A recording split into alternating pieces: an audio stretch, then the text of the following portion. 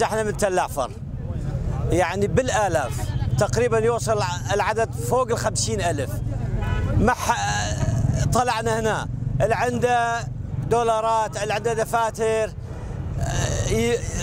يشوف له شو اسمه مهرب يطلع 20 ورقه 15 ورقه يطلع، والفقير يبات بالشوارع، يبات بالجامع، ما حد باوع عنه. يعني ايفان دخيل نائبه يزيديه حكت وقامت التحالف دول العالم كلها صاروا ضدنا.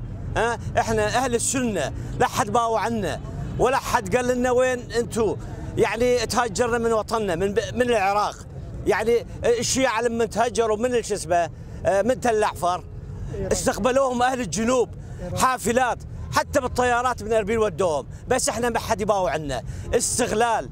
يعني نطالب الحكومه التركيه يباوع عنا، لان ما حد عندنا غير رب العالمين والحكومه التركيه. بس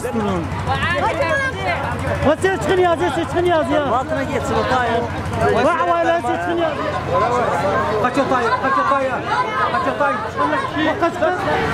بقاش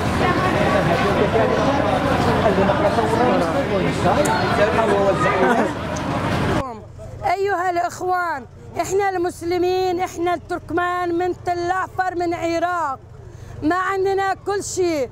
نسواننا مرضى كلهم يموتون، اولادنا مرضى كلهم يموتون من الجوع، كل شيء ماكو هنا بالطريق، كلنا مبهدلنا. وحده يزيديه اشتكى عالم كله قام عليها، احنا كل عالم ما يبي تدير باله علينا. اولادنا تعالوا شوفوا امراضنا، شبابنا كلهم يموتون. هوني غالي، الناس ما عندها فلوس. احنا نريد من تركيا، احنا تركمان، احنا من تل عفر، رجاء الله يرضى عنكم قوموا على حقنا.